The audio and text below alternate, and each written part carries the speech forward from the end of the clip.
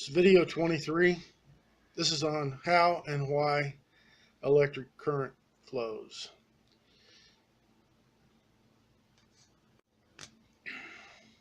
First of all, uh, electric current consists of the yellow, green, and yellow photons in my system. Those are all also involved in visible light. They're not the only components of visible light, but those are significantly involved in visible light. But they're the only two types in my system involved in electric current.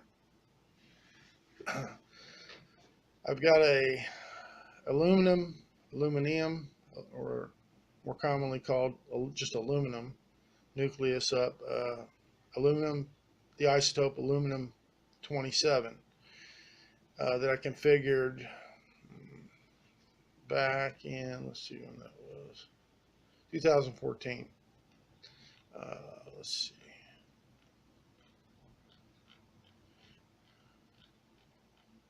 Yeah, looks like April 21st of 2014 I was working on that. I got it configured how I think it would be. You just take one nucleus, configure it. The smaller ones are easier, tritium, it's not considered an element, but it's easy to configure. Helium-3 is easy to configure. Helium-4 is easy to configure. When you get to lithium, it's not as easy. Lithium-7, I've got a way I configure it. And I doubted that. If you look at my website, let me just lay down a little bit of background here for this. One of the problems with configuring a lithium nucleus the way I do it is that lithium has been broken apart and alpha particles come out from it. And the thing that I realized with lithium, rather than reconfigure it from the way I had it configured, is that alpha particles don't always come off as complete helium nuclei. Now, in my particle system, with light, for example, the light comes out from a star or any source, many sources, put it that way. Different photons are coming out that are visible light photons, and those, as they're moving along through space, some are suffering attrition, they're experiencing collisions, and they're knocked out of making it to a destination that's a given direction. Anyway, they align. There's a little bit of attraction between some of the visible light photons. Now, there's some that are ambivalent, a couple of them that are ambivalent, but they can align with the one, so that they get little packets of groups of 4 with the ones that do attract. They would have a certain way that the first one, the second one, the third one, the fourth one in white light. So, what I'm saying here is that these things can move along through space side by side at the same velocity, and it's as if they're not even moving because they're relative to each other, because they're traveling at the same velocity. So that way they can move in relation to one another because it's as if they're not moving. The same thing happens with alpha particles coming off of, say, lithium being bombarded and broken apart. And it can happen with other things as well, which can give you a false reading for what a nucleus contains if you're using that as some of the data or evidence for what a nucleus contains and how it's arranged and all that kind of stuff. It's proton and neutron proportions. So in lithium, what I realized was that it wasn't that the way I configure nuclei works for everything through potassium. That's as far as I've gone so far. The only one I had a question about so far was lithium, and I was going to change, and I realized there's no way it can be like that.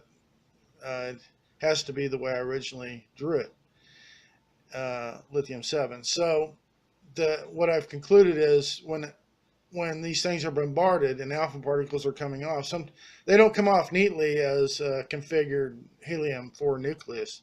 They come off as a couple of protons, a couple of neutrons, and there's some space between them.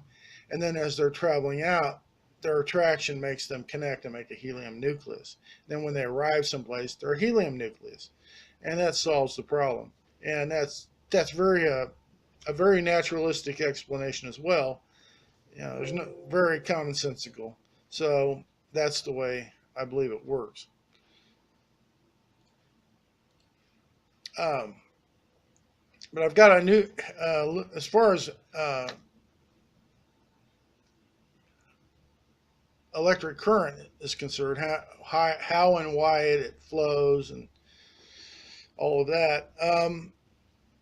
I've got an aluminum nucleus, aluminum-27 nucleus I'm looking at on my computer screen that I configured. Now this is before I did the bumped everything up after sulfur.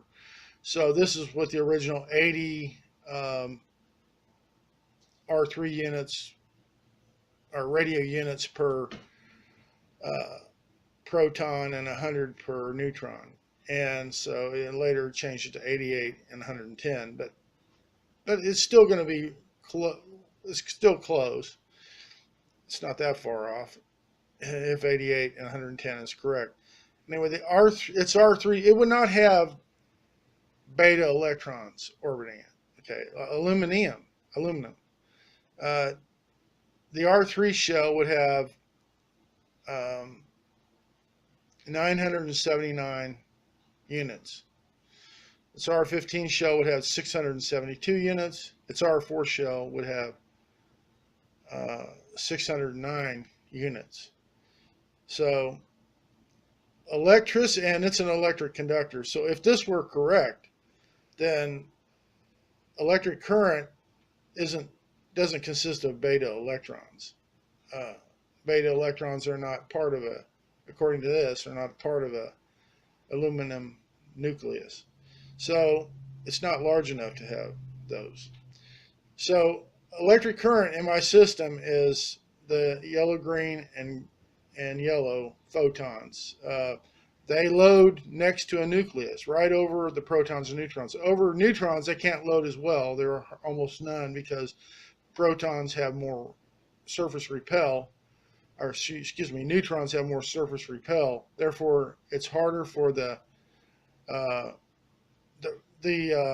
electric photons are those places, spaces over those in the electric layer are pretty much vacant. So it's over protons is where the electric layer has its photons hovering. But the key thing with the electric photons is they can beat any radio particle because they are single photons. They can beat any radio particle or electron or anything else like that to a position where there's an attraction, where there's a deficit. Deficits because of their less mass. They speed up. It's just simply inertia. They can speed up quicker and arrive quicker, and they can beat those. If you have a radio particle shell and it's disturbed, let's say by the turning of a rotor in a dynamo, and then you lose some of those. Well, the electric photons standing by would come in and take those positions temporarily. There's some things you can do to help it hold that electric loading, but that's an additional electric loading. Now, why they're shared, I'm not going to go into that in this video.